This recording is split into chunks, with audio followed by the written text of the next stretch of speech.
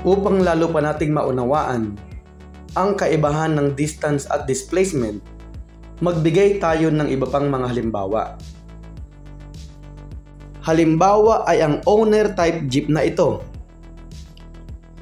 Kung kikilos ito mula sa initial position na tatawagin nating point A patungong point B na ang layo ay 650 meters patungo ng west, at lumiko hanggang final position na point C na ang layo mula sa point B ay 350 meters patungong north. Ang distance na nilakbay ng jeep ay ang change in position na delta R, at ito ay equal sa change in position sa x coordinate plus change in position sa y coordinate. Ito ay delta R equals delta x plus delta y. By direct substitution, ang delta x ay 650 meters at ang delta y ay 350 meters. Ang 650 meters plus 350 meters ay 1,000 meters.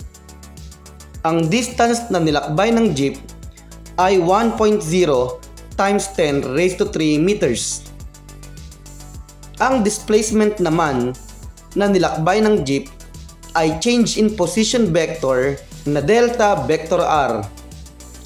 Ang displacement ay ang layo sa pagitan ng initial position at ng final position.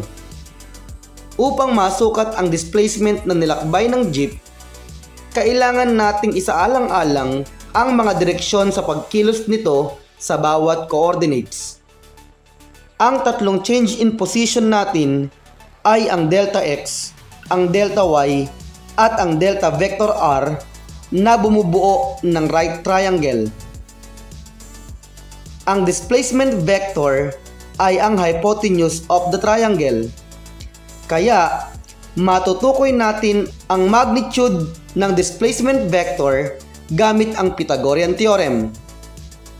Ang magnitude ng displacement vector ay equal sa square root of delta x squared plus delta y squared. By direct substitution, ang delta x ay 650 meters at nakaturo papuntang west, kaya ito ay negative. Ang delta y naman ay 350 meters.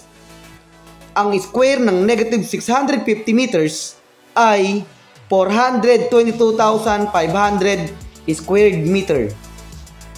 Ang square ng 350 meters ay 122,500 squared meter. Ang 422,500 squared meter plus 122,500 squared meter ay 545,000 squared meter. At ang square root ng 545,000 squared meter ay 738.2 meters. Ang displacement na nilakbay ng jeep ay 740 meters. Paano naman kaya kung ang landas na tatahakin ng bagay ay paikot? Tulad ng racetrack na ito. Kung ang racetrack ay may radius na 550 meters at maglalakbay ang owner type jeep mula sa initial position na point A hanggang maikot nito ang 3/4 ng racetrack sa final position na point B. Ang distance na nilakbay ng jeep ay ang kabuuan ng racetrack na dinaanan nito mula sa initial position hanggang final position.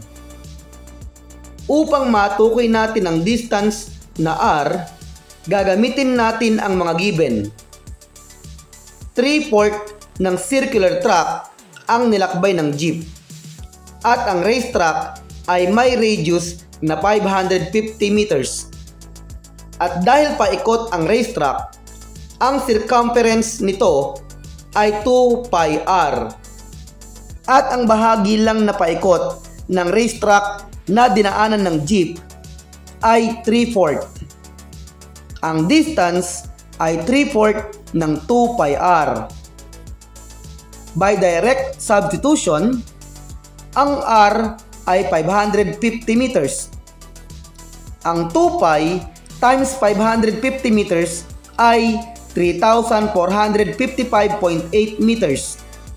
At ang 3/4 times 3,455.8 meters ay 2,591.8 meters.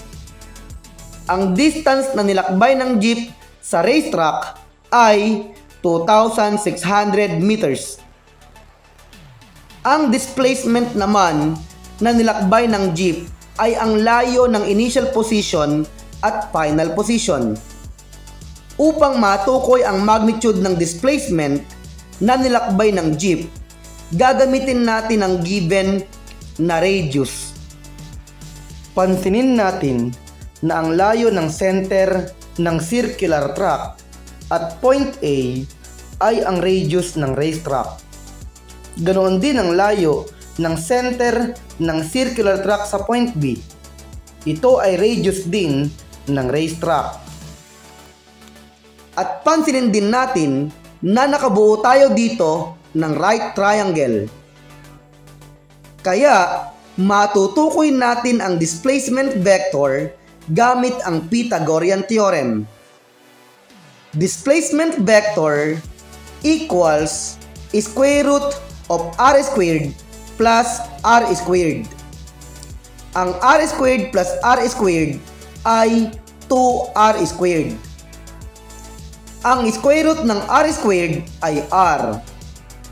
By direct substitution, ang r ay 550 meters. At ang square root of 2 times 550 meters ay 777.8 meters. Ang displacement na nilakbay ng jeep sa circular track ay 780 meters. Gusto niyo pa ba ng mga video na nakakataba ng utak? Ano po ang hinihintay nyo? Subscribe na!